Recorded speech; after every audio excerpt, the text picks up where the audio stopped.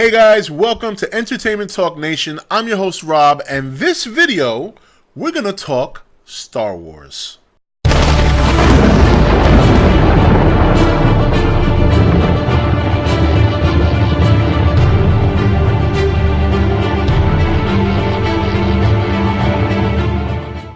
Okay guys, welcome back. So this is a video I've actually been wanting to do for a while, and I'm glad I'm doing it now and I didn't do it during E.T. because it wouldn't have been up very long. Now, I don't know very much about the new Star Wars movies coming out by choice. I try to stay away from reading about it. I'm a huge Star Wars fan. I remember when Return of the Jedi came out, I dressed up as an Ewok for Halloween. So now I'm not one of those fans that camps out in front of the movie so I can watch it and dressed up as a, Luke Skywalker or whatever, or in my case maybe Jabba the Hutt. Ho ho ho ho. Just kidding. I know, I'm waiting for some trolls to pop up and say, "You are Jabba, you fat fuck."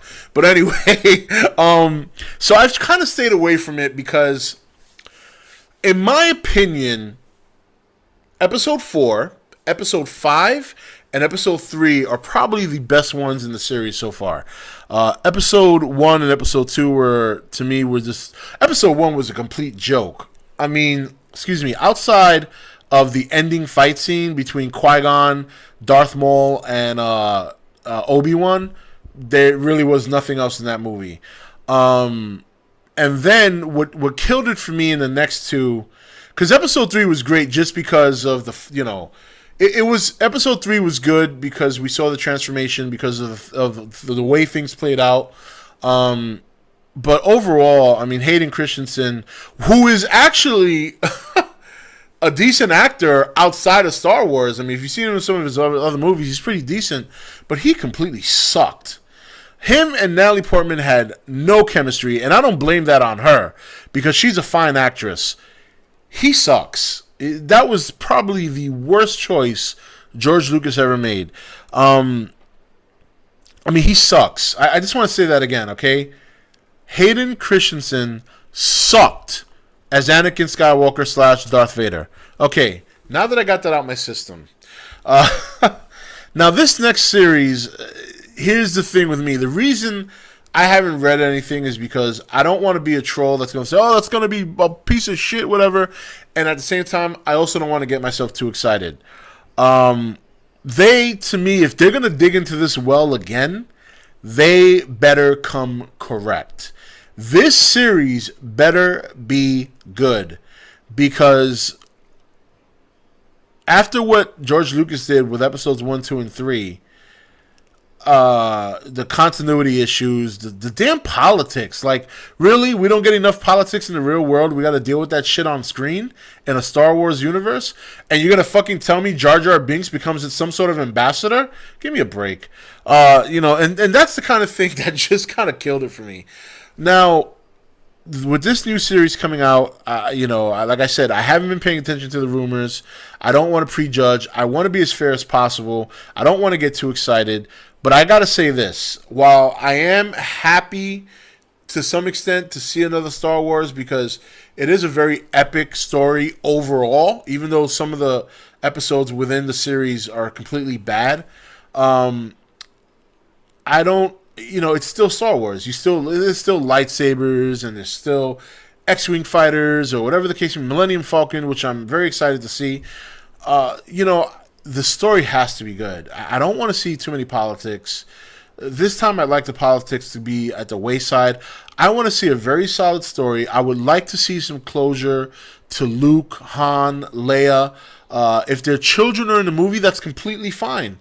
That's perfect.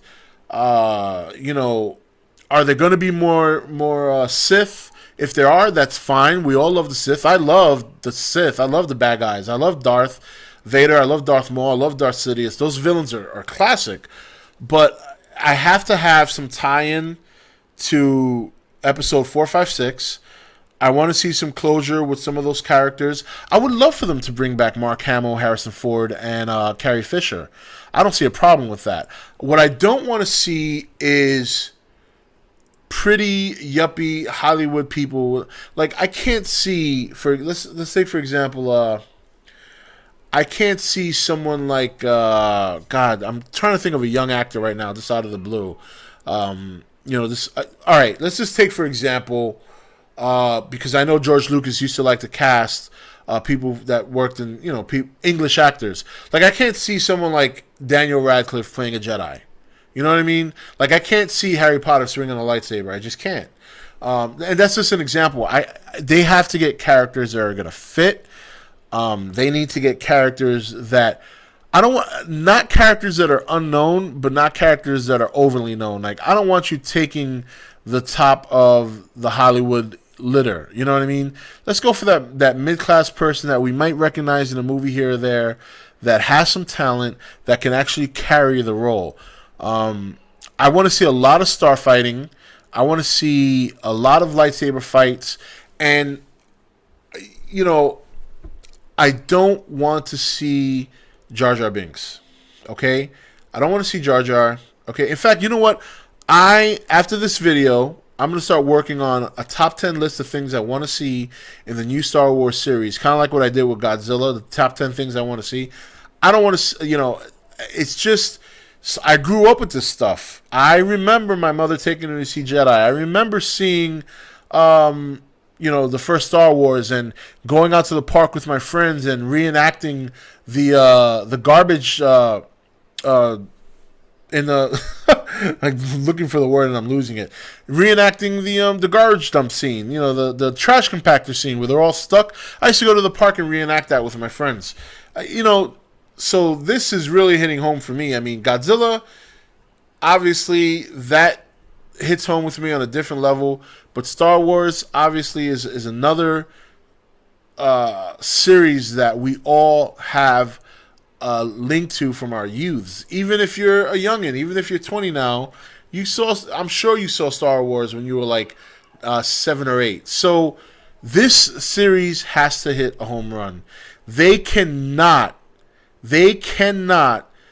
have a debacle like they did with the first, because people will forgive and forget on the first episode 1, 2, and 3.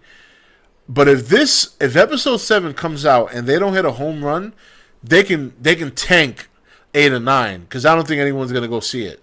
Not that anyone's not going to go see it, because you got those diehard Star Wars fans that no matter what you try and tell them, they think that the movie's great. Me, on the other hand, while I am a diehard Star Wars fan, I'm still a critic, and I'm sorry, episode 1 stunk. So, they have to hit a home run with episode 7. If I go to episode 7 and I'm not satisfied, I'm not going to pay to see 8 and 9. I'll wait for them to come out on DVD. And I will, yes, buy the Blu-ray trilogy because it's part of my Star Wars collection. And like it or not, I like to collect things. When it comes to movies especially, even if a whole series isn't great, I have to have the whole trilogy. Matrix is a perfect example. I love the first Matrix. I was okay with the second one. The third one I was very disappointed with. But nonetheless, I have the whole trilogy because it's a great collection. Plus, the Animatrix is incredible. But anyway, that's it. I just wanted to talk a little bit of Star Wars, get the juices flowing, see if there's anybody right now that comes out here and they're a Star Wars fan and they want to start talking about some things, asking some questions, because there's a lot of good movies coming out soon that I really haven't touched upon, and I want to start talking about these things. So let me know what you think about the new Star Wars films. Are you excited about it? Are you looking forward to it? Do you think it's going to be a bunch of crap? And we'll take it from there. So thank you guys for watching this video, and I will see you next one.